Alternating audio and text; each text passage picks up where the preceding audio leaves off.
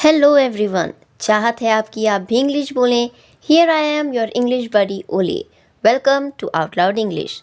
Let's begin. तो आज सबसे पहले है stop at nothing.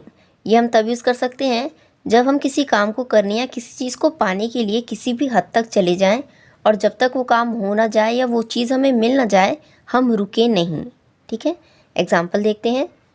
I will stop at nothing to prove the truth.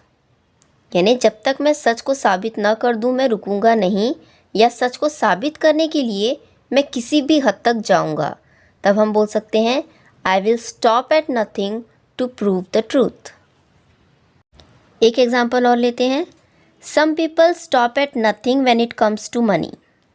मतलब जब पैसे की बात आती है तो कुछ लोग किसी भी हद तक चले जाते हैं। Some people stop at nothing when it comes to money. फिर नेक्स्ट है हमारे पास टैक्टिक या टैक्टिक्स। इसका मतलब होता है रणनीति, चाल या तरीका है जिसे हम साधारण भाषा में बोलते हैं हथकंडा। एग्जाम्पल से समझेंगे। That was just a cheap tactic to scare people. यानी लोगों को डराने के लिए ये बहुत ही घटिया हथकंडा था।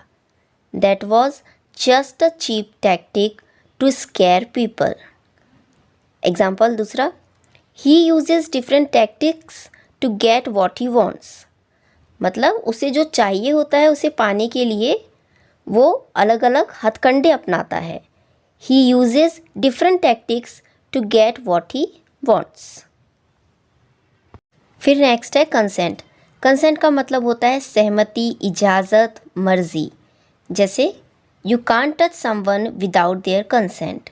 मतलब उनकी इच्छा या उनकी सहमति के बिना, किसी की सहमति के बिना आप उन्हें छू नहीं सकते हैं।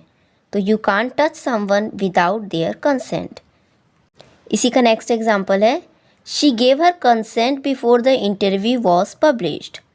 मतलब इंटरव्यू पब्लिश होने के पहले उसने अपनी सहमति दी थी। She gave her consent before the interview was published. ठीक। इसके बाद नेक्स्ट है हमारे पास हैंड मी डाउन्स। ये क्या होता है? पुराने कपड़े या सामान जो हमने इस्तेमाल किए फिर किसी और को दे दिए, तो इसे हम बोलते हैं हैंड मी डाउन्स। इसका एक बहुत अच्छा अगर मैं एग्जांपल दूं तो अपने बड़े भाई बहनों के कपड़े छोटे भाई बहन पहनते हैं तो इन्हें हम कहते हैं हैंड मी डाउन्स। ठीक है, एग्जाम्पल देखेंगे।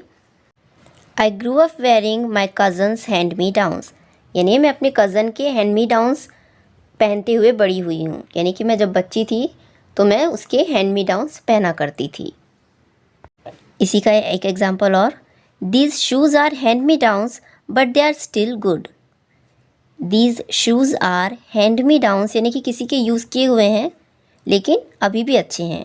These shoes are hand me downs but they are still good.